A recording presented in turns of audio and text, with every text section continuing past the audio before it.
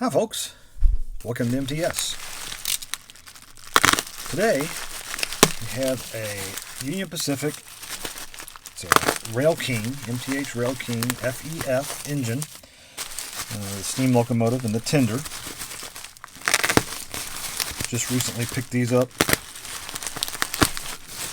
as a not working project, but it looked pretty good. Pictures, we'll go see what we got here. Well, the smoke unit's been used in it. Oh wow, it looks really good. Okay.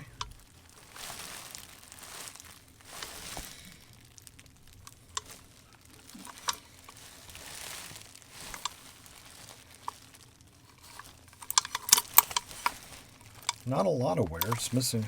I have to probably put a couple new traction tires on it if we get working. This does feature the Proto 1 setup.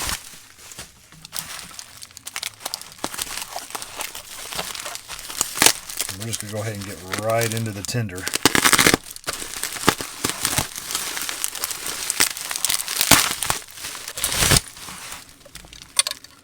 There we go.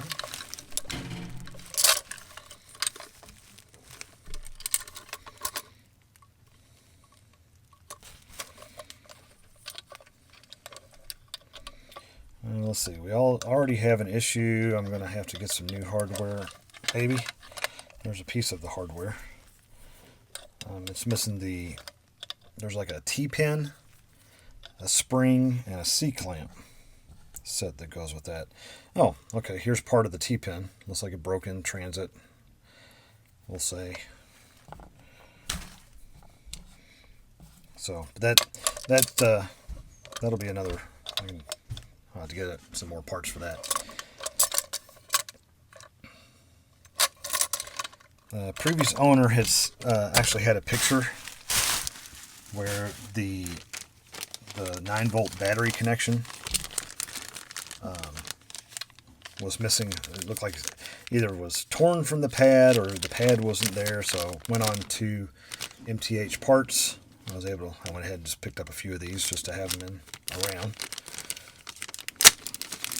Go ahead and get one of those out, and I know I'm going to need one of those. Oh, okay, this one's actually got the charger with it as well.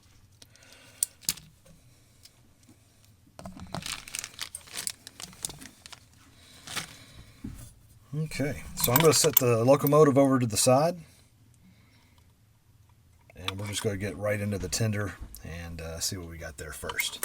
So how does the expression go? Rob Peter to pay Paul, something like that. This is an extra tender that I have in a project box, awaiting a new Protosounds 2 card set. So in the meantime, I'll go ahead and remove this C-clip that just bounced right there. Okay, and then we have the spring, we have the washer, and then I'm going to take that, let's see, oh of course I got to remove that to get to the T. That's okay though.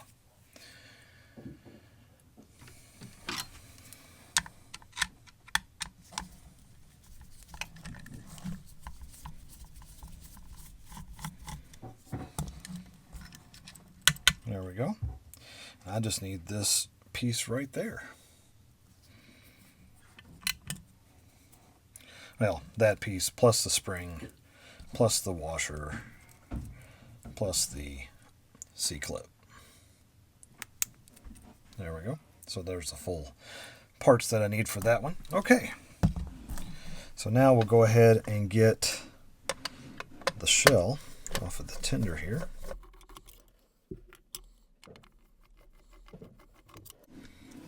You know what? Hold on a second. One of my viewers had actually left a comment in one of my previous revival videos. It said, you need to get one of those magnetic parts holders. So I heeded his advice. Went to the Hobo Freight. Was able to get a parts holder. So then we can just put those screws right in there. Perfect. Thank you to that viewer. Appreciate that.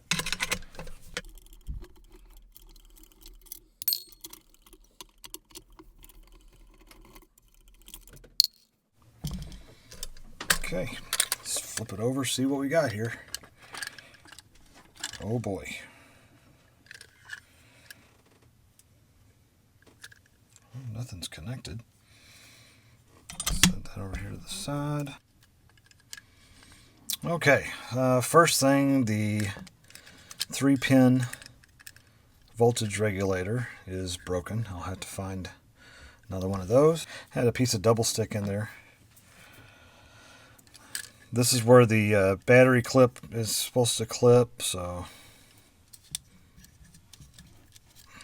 we know that's not correct. Let's do the sniff test on it here. Well, good news there. It doesn't smell like burnt electronics. That's always a plus. Write this out.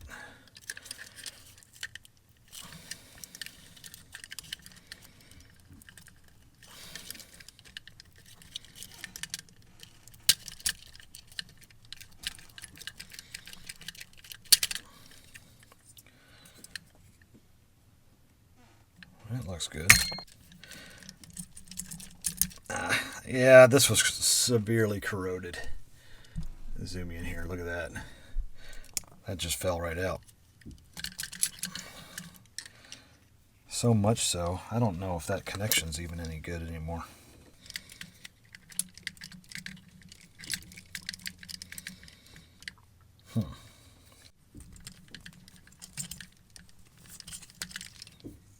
Wow, that thing is really in there. Oh, there it is. Boy, that was caked in there, though. That looks gross. Yeah, I'm going to clean that out really well before we plug anything back into there, because that can't be good.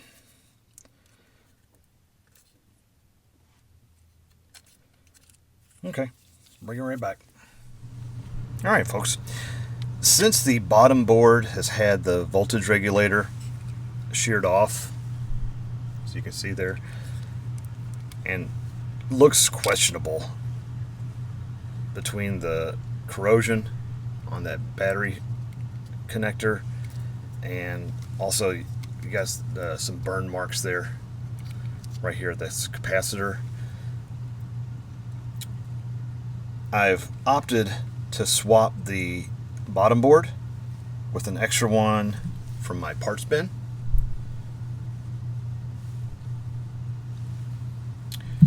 We'll need to first remove the center truck assembly by unscrewing these two screws here.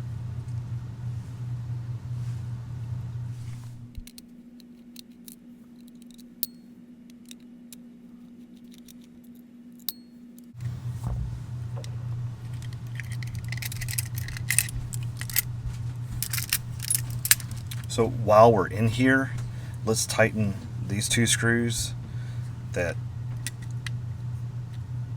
secure this brass piece where the voltage regulator mounts.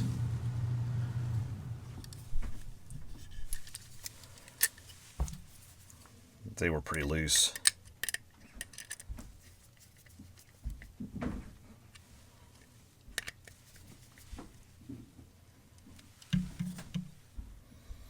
And next we'll remove this long screw.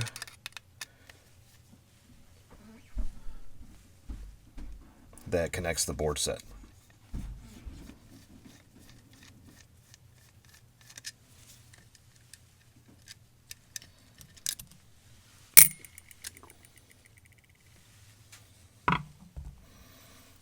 Flip this back over. It's got everything kind of dangling here. Once we get that in place, we can go ahead and remove. We'll start by removing the back plug here. And then there's 4 plugs underneath the board. Got the white, the red, the black, and the yellow. And there we go. And you can see this is where that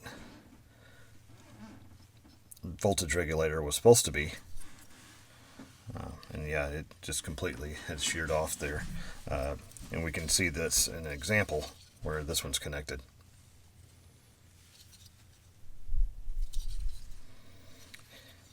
I'll still keep this in the parts bin. I may try to get that resoldered and actually see if this bottom board's any good eventually. But for now, it goes to the parts bin. Okay, I'm also going to remove the old voltage regulator.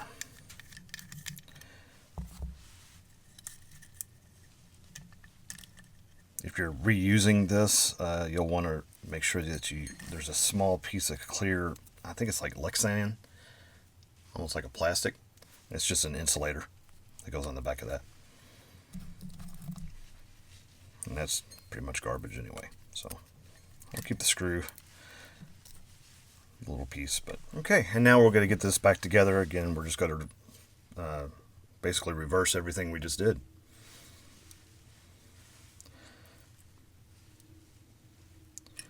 So we'll plug in white, the red, and the black.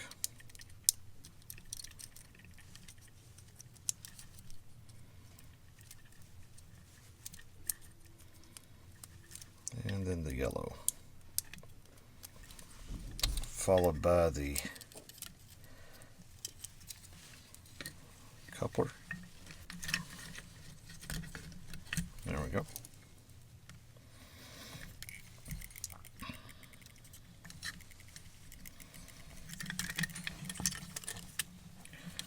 Make sure that all of our cords or plugs for the top board are out of the way. And just making sure these wires are nice and secure. Next, we'll need to get that heatsink. On this model, I noticed that the hole is offset. I could see where the impression was before, so it actually is offset to where the hole goes towards the front of the locomotive. Go ahead and get the screw back in the bottom here and run that through all the way. Again, want to make sure prior to tightening this down that all those wires are not underneath that heatsink. You don't want to crimp any wires.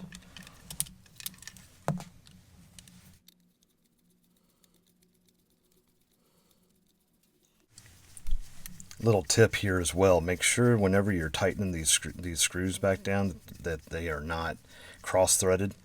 It will cause the little grommet here for it to just twist out of that board. Okay, so we've got all the screws are secure. Go ahead and reattach this truck assembly.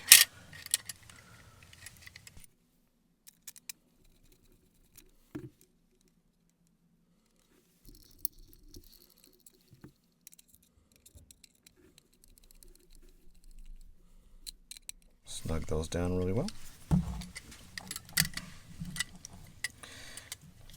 And next we have to get that screw and that insulator piece that goes on the back of the voltage regulator. We get a pair of pliers just to help me get underneath that, in between the board and the bottom of the chassis here. Just go line up that hole. And then we'll get our screw. Make sure the screw has that little plastic piece on there.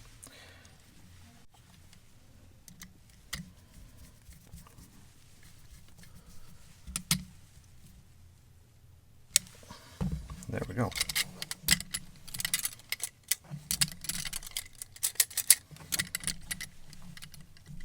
All right, folks. Well, we got that back together. Again, I still had an issue with not having the right cord for this. However, you know, life gives you lemons, I guess. I'm going to cut these two off and get my pad, and then I've got the original connector from another part that I could just solder into there, and we've got a working solution. So that's what I'm going to do now. Well, so we're just going to take that.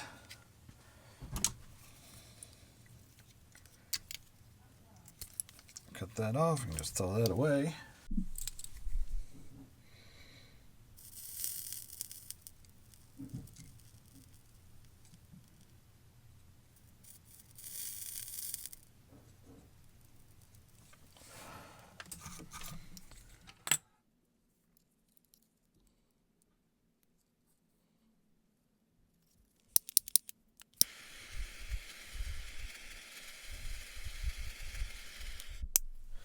All right, so here we go. Got the new battery assembly. We're going to plug that in. Like so. And let's see, we'll put the top board on it, and then we're going to take it over to the layout and see what we got. I'm anxious to see. We just now got it to the point where we can test it. So yeah, we'll get a battery hooked up, put this board back on top of that one, and go from there. And now we'll get that top board back in place. Just want to again make sure your wires are out of the way. And when you're reinstalling this board, make sure that those pins are all lined up.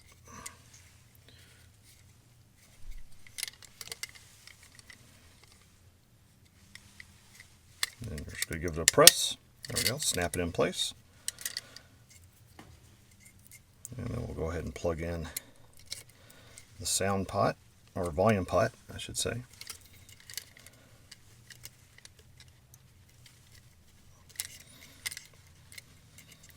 And the little brass tabs are always up on these.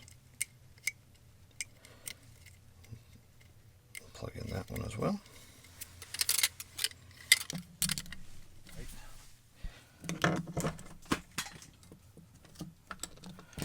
So when I went over to the layout, I noticed that this is not connected to that.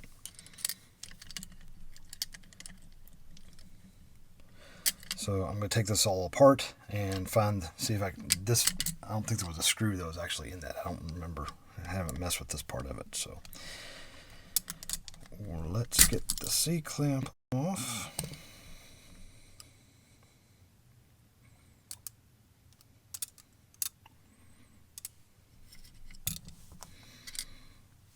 Next we'll get this screw out.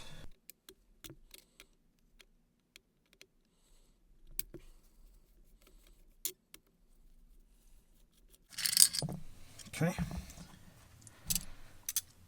And it looks like there's a small tab. See how it does a little right angle there? That goes into that first hole. And then this is threaded.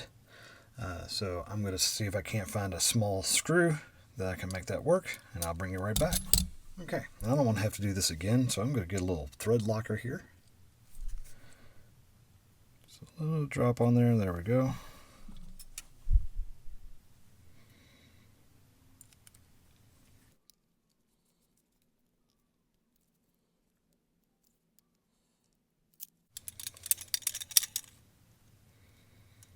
Perfect. Okay, there we go. Now we'll take it over to the layout. All right, first test. Hey, it rolls. All right, we've got it set up. Again, this is just getting to the point where we can test it to see what we plug up the tender in the back of the locomotive. We've replaced the bottom board, and I've reinstalled a new 9-volt cord. So we'll see what happens from here. Any guesses? Okay, make sure that battery's not touching anything. It is a metal casing, so we want to make sure it's not touching anything metal. Alright, let's see what we got here. Oh, nothing. Not only do not have anything, we have a short. So when I added power, the amps went up exponentially. So the question is, where's the short? Is it in the locomotive or is it in the board? So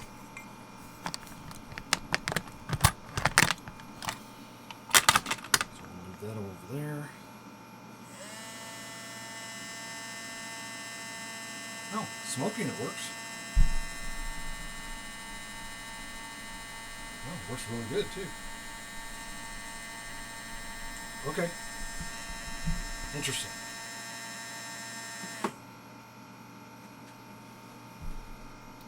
Let me get the tender back over to the workbench and do some diagnostics, see what we got.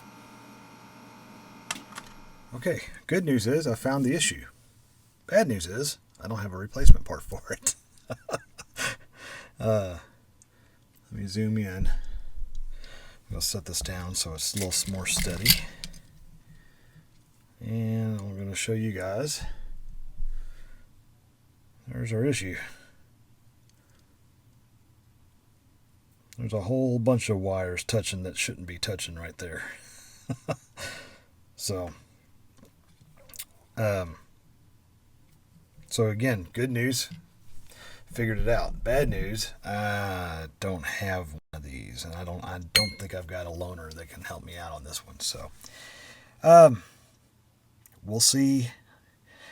Get on the interwebs, see if I can't find a connector.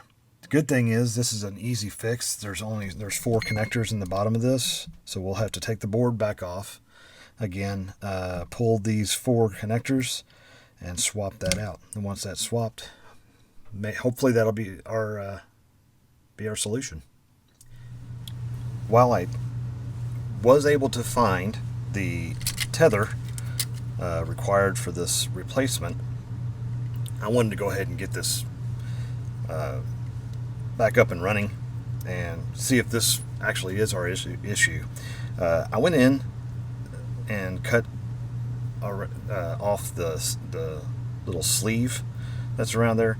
I was able to find the black and the red wires were indeed, touching. The red wire actually came apart when I was undoing that. So I resoldered that together, separated everything, put some electrical tape around it, made sure all the exposed parts of the wire were completely covered. I actually put some heat shrink tubing on the red one. With that said, we should be able to have a working unit here, if my theory is correct. We'll go ahead and get it on the layout, see what happens. Okay, we've got this back together. I've plugged the tether, the repaired tether anyway, back into the locomotive. Got everything secure. If it works, we're going to know real quick. It'll just go into the, you'll hear the Protosounds start up. Let's see what happens. Yes.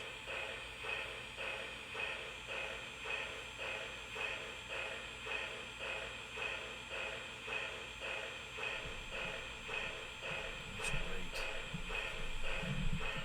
See the smoke units working.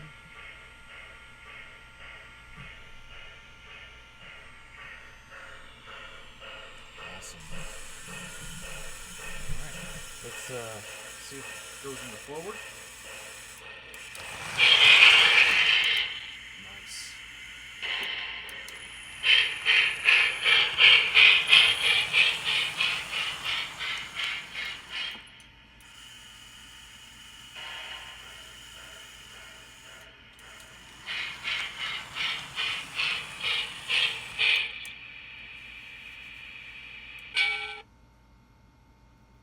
That's awesome. All right. Again, I've got the replacement tether on order, but for now, I'm going to go ahead and put the shell back on the locomotive. Let's run a few laps on this thing.